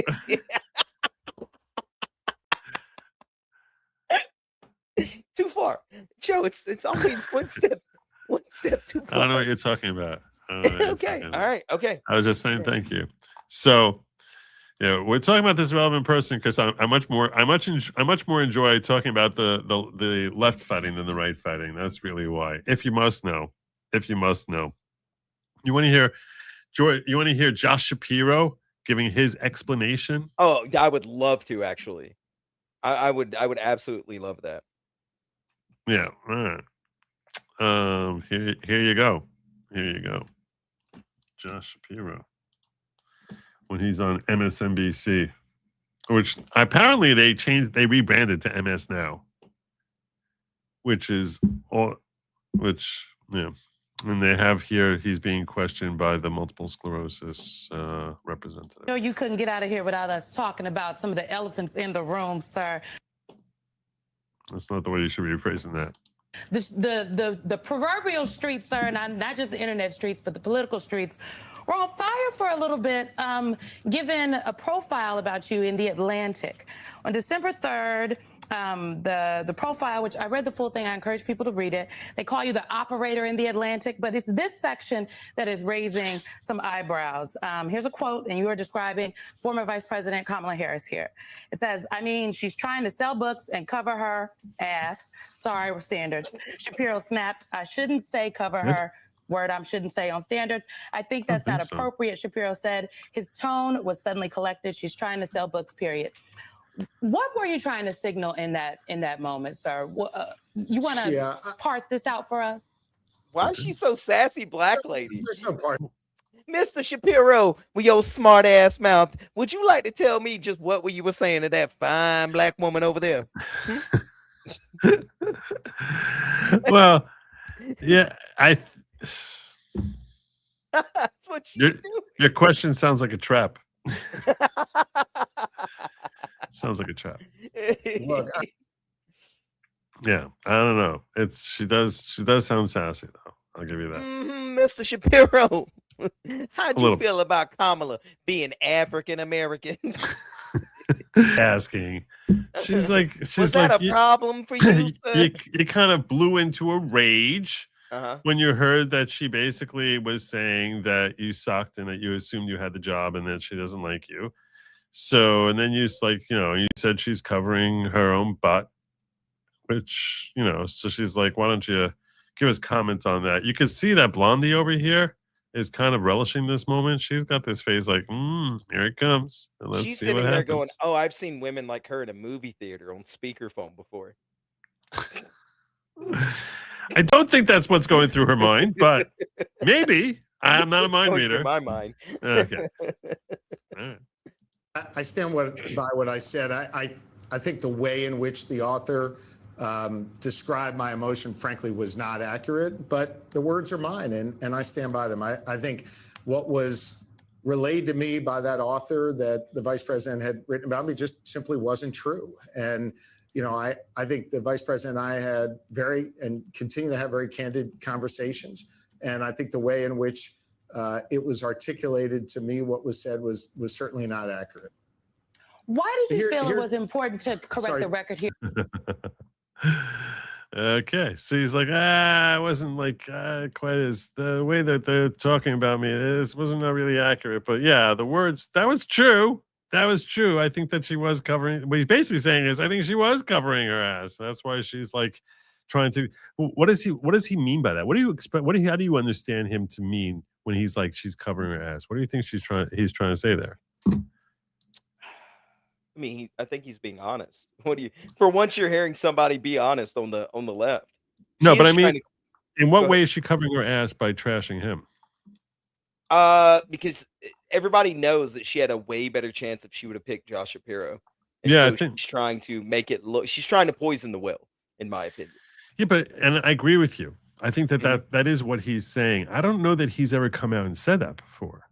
You know what I'm saying? No, he's definitely not going to say it that way, right? Like, as not going to say it that way, right? Like, as straightforward as I am, he's just covering her ass. Something snarky and move on.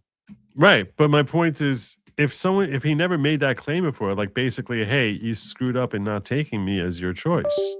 So I think that's he's saying it as directly as he's ever gonna say it. Oh yeah, and he's also belittling her at the same time. He's not giving her enough to enough of a response to be respectful of the situation. You get what I'm saying? Yeah. So yeah, it's a real, sort of political or he's pissed type move. I He's being a snarky asshole for the sake of it. I think he's really, really pissed at her. I agree. Are you running for president? No, I'm not correcting any record. I'm standing by what I said, and I mean in the article. I'm sorry, Governor. I'm sorry to interrupt you. I mean in the article. I think sorry, Simone. In responding, not correcting the record here. I think you're standing by what you said. My question is about in the conversation with Tim Alberta. Why did you feel the need to correct the record that the vice president put out there, or give your conversation weigh in on it? Is it because you're running for president, or you're exploring, thinking about a presidential run? No, Simone, I was asked for my reaction to a statement that he said the vice president said that simply wasn't true, and I was pointing that out. And that was, I think it's also important to note that was before the book actually came out, and it was represented to me through that author. Look, here's the thing. I've got respect for the former vice president, and I think we do everyone a disservice when we focus on looking backwards instead of looking forwards in terms of what we're dealing with every day with the Trump administration, making people's lives more difficult. I'm choosing to fight the battles today against making people getting rid of all these illegal aliens is just making everyone's lives so much more challenging. Yeah. When I go to the taco stand, it takes me like 2 or 3 more minutes. It's ridiculous. What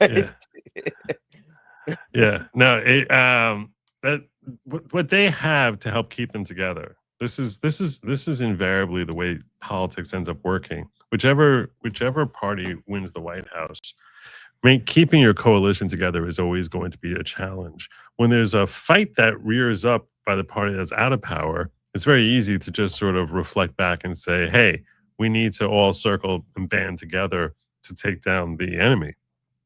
But so that's why once we won in 2024, I was saying that it's going to be because invariably things pop up that are going to make people upset. I mean, I'll ask you, how do you think let's start with this. Do you think the Republican Party right now is in trouble? Yes. Yes. You don't even finish that question. Yes. Okay. Yes. What do you identify as the biggest concerns? I don't think the promises that were made have been kept at all in almost any of them. Okay. How much groceries, for example. Everybody I talk to about politics, I try to keep it on a small scale, neighborly sort of conversation, right? Like I talk to the local people around me or friends of mine, and I ask them, like, what are you dealing with in day to day? And then I will think about what were the promises that were made. And for the most part, the big ones haven't been kept. You know what I mean? Grocery prices are still through the roof. They're insane. Gas prices are still too high. Daily that were promised. Day one, we're doing this, haven't been done. So there's been drips and drabs here and there, but not enough to give the American people that relief that was promised. And we're going a year in. I think what you express now is a widely held belief. Mm-hmm. I would agree with you that your perspective is, I think that's the overriding perspective. Like I think probably a lot of people that way. Yeah. I don't. But I mean, this isn't. I don't think this isn't just my perspective. These are people that I'm talking to that aren't paying attention to politics, that aren't paying attention to the things that have been done. Right. Right. They're not feeling the relief. these are what I would say, for lack of a better term, normies that aren't watching Good Logic or any other political commentary except for insert Fox News or whatever big mainstream news channel, right? Right. It's just spoon feeding you propaganda. You're just talking about your typical person who doesn't really care about politics, who basically will follow, who basically will watch the news, most nights and go about their lives, and that half hour they spend watching the news. You have to pull a laundry list out for them and go, well, this has been done, this was promised, this has been done, this was promised, and then they go, oh, right. But for the most part, they're not seeing what has been done. Sure, borders being closed and gas prices are down, eggs are cheaper, but it's not the breakneck numbers that I think people were expecting, right? I think it was overpromised and underdelivered. So yeah, I think that in their eyes, again, this is a layman's perspective of the way I understand that. And I agree with you that is lame, that is a layperson's perspective, and that the layperson is a very important part of the voting, is the voting body. Part. Yeah, it's the biggest part. Those people it's believe, the most significant part. You're right. Those people believe, all right, it's my duty to go out and vote, but for some reason they're not tuned into politics or what's going on. Right? It's frustrating because what he has done in reversing the trends that we had for year after year on Biden, whether you're talking about how many immigrants were crossing, or you're talking about the skyrocketing, month by month inflation type of things that we were seeing under Biden. So he basically, he killed all of that. Like he stopped all of that, but he didn't basically bring us back to where we were in 2019. Yeah, but that shows you how far things were pushed. First of all, that he's got to unravel and undo that has been done. But I think somebody said it in the chat. Trump's messaging is bad for what he's actually done. Like the message isn't getting out there to people that are they go, well, I'm going to go vote because it's my civic duty. So right. Yeah, no, it's I agree with you. Although now I think he's starting to actually go on tours to sort of like he was out just I think yesterday. We went to Pennsylvania and he's going back to like doing his rallies. I think that he's been talking to Rich Barris. You know who Rich Barris is? Yeah. So, or the public knows him as the People's Pundit. Yeah. And I think Rich Barris basically was telling him what he needs to do if he's not going to lose his majority in the House and Senate in 2026. And that is that he's got to go around campaigning now and basically, re-inspiring folks rather than just, and that's an important part of maintaining popularity of the party. And that he's basically the only person who can do that. Yeah. So he's now starting to campaign as if it's he himself who's running and going around the country. That's a great idea. Yeah, that's a great idea. I had Rich Barris on here, and he was basically telling me that that's what the president needs to do. And he also mentioned that the president's team had reached out to him. He didn't give me any details about it, but basically, I think he's literally doing what Rich Barris was telling him to do. Yeah, no, I think it's a great idea. His messaging isn't as clear as it had been before. Also, the things that he did in the first 4 years were so, gas prices were so cheap, and that's a huge thing on people. I think that played a big part in how much popularity he had. But it shows you just how bad Biden had messed things up. Yeah. And I don't think the normal layperson that just pays attention to Fox or CNN or whatever, I just don't think they see everything that he's done. So I do think also that the Epstein files being put out would change a lot of minds. I know people that are tuned in that are pissed about that still. And I'm going to get to that in just a moment. Marty, I want to address what you're saying here. You are a normal person. You are just a typical person. But in a sense, you're atypical in that you're here. Yeah. You're watching this show, which is political in nature. This is your entertainment. And that's not where most people are at. So you're able to hear me walk you through the different wins that he has, and you can appreciate it.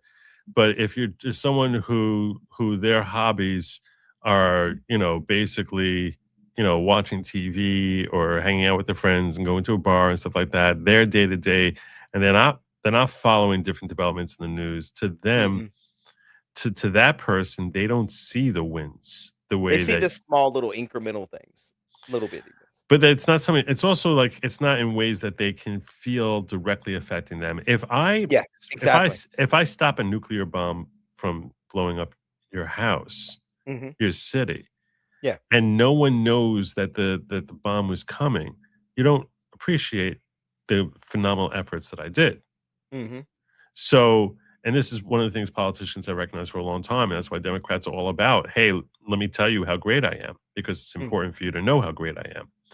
And that's why they're so plastic, because they recognize that's how they get elected. But the point is that if they're not, that you don't notice when things are kept from becoming worse, because you're already thinking of things as being bad, and you can't really imagine just how much worse things are. And you sort of forget the trajectory that we were on, and you're just like, well, you haven't made it better. It's like, no, just stopping those bombs from hitting you, that's made your life infinitely better. You have no idea the destruction that would have been wrought upon you, but for me. And I think that people struggle to actually, I think people really struggle to actually appreciate that. Yeah, I think you're exactly right. Versus if the bomb hits and you're the guy that cleans it up. Yeah. Because now you can see the one-to-one juxtaposition of the damage versus it being brought back to life. And I do think that's a problem. And I see it constantly, because like my aunt or Mama Sin will call me, right, and go, hey, did you hear about this in the news, or what is that? And they get up, they watch Fox News, and then they go about their day doing whatever, cooking, cleaning, shopping, whatever they go do. They're not paying attention to social media or anything else, the small stories that become big. Yeah. Uzelian says, Joe, we took over a freaking oil ship.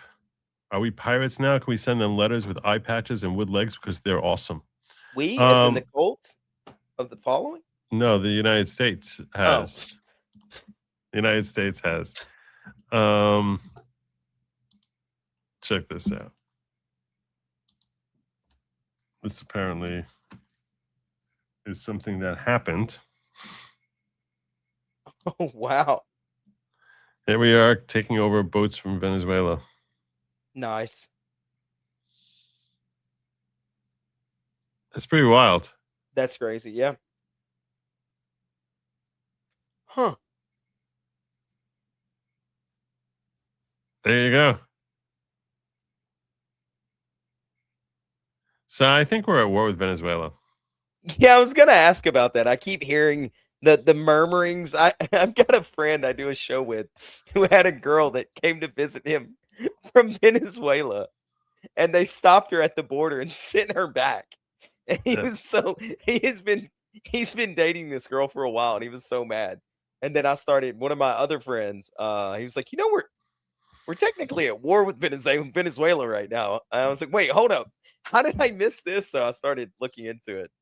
Mainly to make fun of my buddy. What's missing from that video is one of those Marines going, look at me. Yeah. I'm the captain of the boat. I'm the captain of this boat.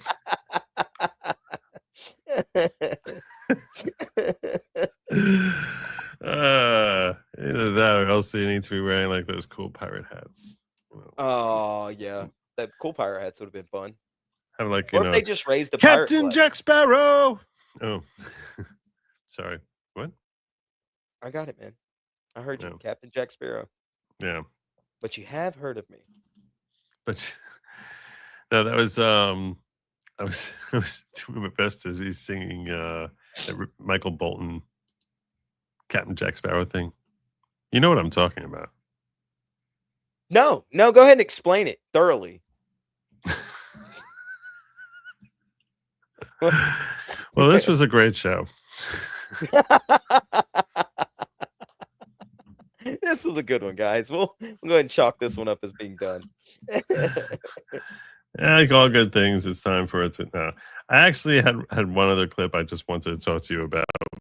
Of course. But you never heard Michael Bolton's Captain Jack Sparrow song? No, I haven't really. I can't play it. I'm gonna get like Don't get popped. Don't do that. You want the ad rev afterwards. I think it's a comedy thing from like SNL or Andy Samberg or something like that. But if you check YouTube for Michael Bone, Captain Jack Sparrow, you'll find it in a heartbeat. So, but yes, this is apparently Elon Musk is in the news today, which has been a while. We haven't really heard much about that. He's been laying low for quite some months now. I haven't seen him do anything crazy, which weird. I've heard about his transgender daughter a few times, but that was about it. Yeah. So this is what's her name? Jennifer Welch, who's this very scary looking woman. If you actually see that picture of her with Obama. Do you know who Jennifer Welch is? Yes. You do? How do you know who she is? What do you mean? How do I know who she is? I just like, where would you know her from? We've watched her on here. She's the foul-mouthed blonde lady, the little blonde commentator who cusses like a sailor. Yeah. So, yeah. She looks like she has a little too much Botox and had a little bit too much wine before every, a podcast she does? Yeah. Yeah. So in case some of you are unfamiliar with who she is, this is Jennifer Welch. This person over here, this individual over here on the on Obama's right, our left, is Jennifer Welch, looking like she's desperate to be like 18 again and hoping that Obama thinks she's cute. And so that's Jennifer. His thoughts about Elon.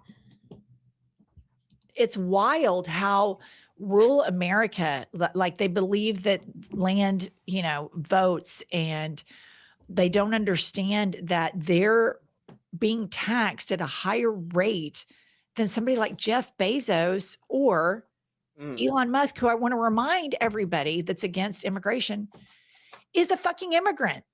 I just think it's really important that we remind everybody. This is Kyle Kalinske next to him. Stop dyeing your hair, Kyle. Stop it. He said his wife loved it. Stop it. How much makeup is he wearing in this clip? And he's losing his hairline. Look at it. Because he's dyed it. He's bleached it so many times. Stop it, Kyle. He's sitting here nodding. Elon Musk, who I want to remind everybody that's against immigration, is a fucking immigrant. No. I just think it's really important that we remind everybody all the time that Elon Musk is a fucking immigrant that doesn't pay taxes, who is a parasite off the American taxpayer. Parasite off of the American. He doesn't pay taxes. No. And he's a parasite off of the American taxpayer. Were you aware that he's a parasite? I didn't know that. No. I didn't know that none of his companies pay taxes at a way higher rate than any of us do. If you're a business owner, I'm telling you, it is way higher. An average person pays what, like 32% of their check? We're not going to go into like your tax on tax, but I'm saying, yeah, and a business owner pays way higher. It's not just that. Apparently, he's paid something like, it was 1 year that he paid like $11 billion in taxes. It's insane. That is wild. Yeah. That is wild, man. Yeah, this is the jobs created, direct plus supply chain 600,000, salaries paid out by his companies 110 billion, taxes he paid in just 2021 11 billion, largest tax bill for an individual in American history.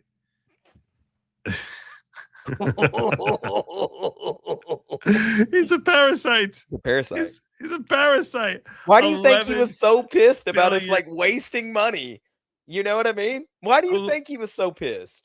$11 billion. And this idiot, this emaciated idiot, is referring to him as a parasite. Unbelievable. So this guy over here said, wow, sorry, that's a brilliant point. But what about the wealth inequality? No? This is Himanshu Kumar. This is I was like, I don't know who this guy is. Daily tweets. Oh, I tweet daily too. Don't brag about that. That's Himanshu Kumar. And when I looked at this guy, I was just like, okay, you know, it could be American. Could be. Could be. Maybe. But no. No. Nah. This guy is based in India. He's connected by the India App Store. Yeah. And that's why I was like, shocking that a guy living in India has no clue how an economy works, but excels at whining about a guy who literally builds economies. That guy knows how to serve food barehanded, Joe. Don't you dare make fun of that man. I mean, seriously, this guy comes from a country where you can get shoes for $9 if you're overpaying, and he's telling us about building economies. Okay. Oh man. Okay. Fine. All right. Fine, bro. You don't have an economy without the likes of entrepreneurs like that's what made America America. That's what made us the most influential country in the world, is that we have Elon Musk's. Yeah. It's the strongest argument for H-1B is that we might get another Elon Musk. That's really the strongest. Those of you who are against H-1B, the best answer for H-1B, if you're a proponent of it, which I'm not, but if the best answer for it is, hey, it's through H-1Bs that you get folks like Elon Musk, right? Because that's the visa program, which allows people to visit foreigners to visit this country for various purposes. You know, although those come from O1s, not from H-1Bs, which is why I don't think H-1Bs really are good, and I'm not a big fan of O1s either. But yeah, this guy Elon Musk, who's a parasite while building 600,000 jobs. Do you know what? Do you have any idea? You have any idea what that is? Like? That's seriously like that's bigger than some states. Yeah. I mean, this guy has given employment to, like, I don't know, the entire state of Wyoming. I mean, seriously, it's crazy. Is that bigger than some states? I don't know. I'm assuming some states are only 500,000 people, but yeah, that's crazy. The reason our economy has become the way as powerful as it is because people like Elon Musk do pie. They obviously take their piece. They first enlarge the pie, like where they make the diameter like 1.5 times as long, and then they basically say, okay, now there's a lot more pie for everyone. It's, and he ends up getting a really nice hunk of it. He's sitting there whining that he's a parasite. Like, seriously, what the hell are you? What are you? Sitting there whining. It's not to mention the technology that he's brought to military applications and day-to-day life that are one day going to be a renaissance for people, right? The things that he's wanting to do. It's crazy. He is connecting the entire world with Starlink at this point. You know, that in and of itself is Starlink, PayPal, Tesla, X. It's his Oh, you can't go with space. X. X was already there. It just got renamed. He's completely changed what X is. Yeah, the first time I ever got banned off of X was under Elon's tutelage. Thanks, Elon. I made fun of a Canadian, by the way. I'm not sure that he's. I'm not sure. I still don't understand why Grok is so left-leaning, which it definitely is. It wasn't there for a while. I think it was the Das Juden thing. You remember that incident where people were asking questions about Jewish stuff and it got a little wild? This was like 6-7 months ago. And before that, it wasn't so left-leaning. And then all of a sudden, it's like he was like, whoa. It's a little too Nick Fuentes. And they parsed it back some. I don't know, because like I was checking it yesterday, okay? And I saw this thread that was going on where they were talking about how they were talking about about deportations. Yeah. And the left is claiming that there's all these kidnappings and Americans who are being deported, because their skin color is the wrong color, and these illegal deportations of American citizens. And I was like, I want to find out about these deported American citizens. So I asked Grok, how many American citizens have been deported under the current Trump administration? And they're like, oh, it's impossible to really calculate. But, I said, I want the names of people who are deported. So the first person on the name, first person on the list, Kilmar Abrego Garcia, wrongfully deported. I was like, no, that's not an American citizen.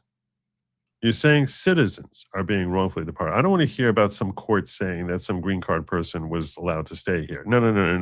The claim that they're making is that they're American citizens who are being wrongfully deported because they have the wrong skin color. So I want to know which American citizen has been deported. Like, oh, okay, fine.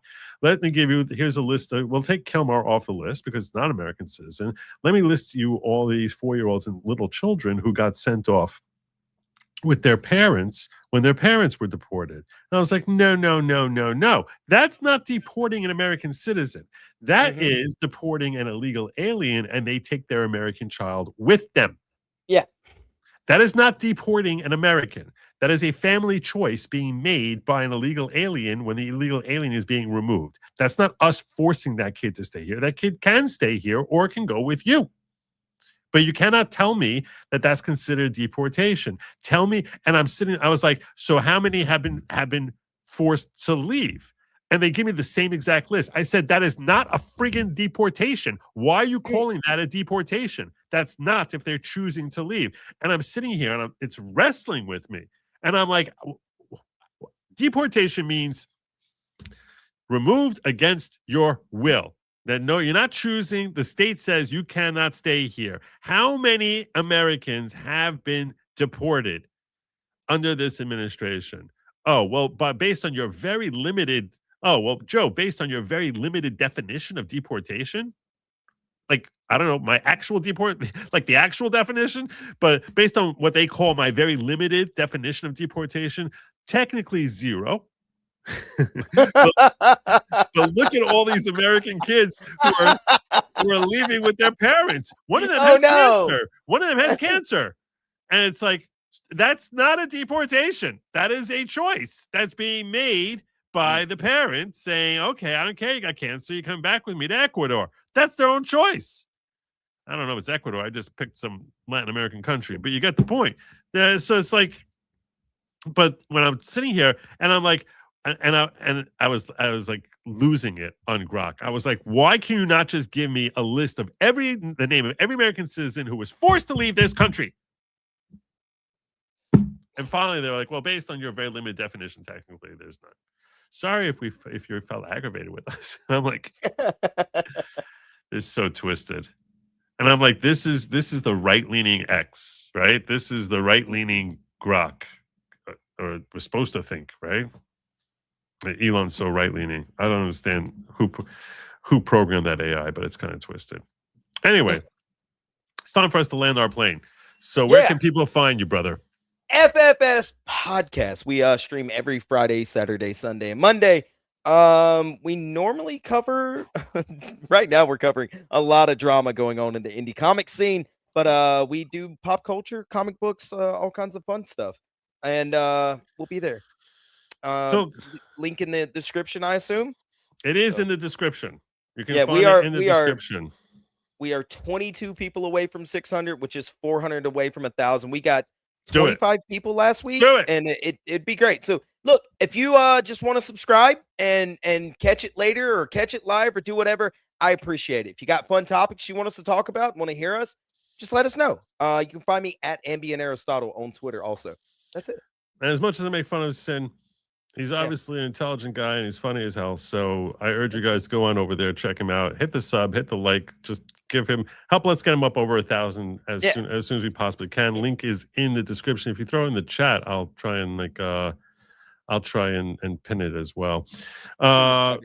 White makes up between 11 and 16% of the global population. It feels like a much smaller minority than that. Jennifer Welch is the kind of person who would put any of us on the train to Auschwitz over the slightest disagreement and not lose a wink. 100%. They are so cold and so vile. Yeah. So cold and so vile. I'm landing quick because I want to beat under the 2-hour mark. So I'm going to remind you that Lab Meat is not meant for you. It was meant for they, them, and do not eat the bugs. Don't do it. You don't want to, just don't do it. Good night, everyone. And as always, Godspeed. Bye.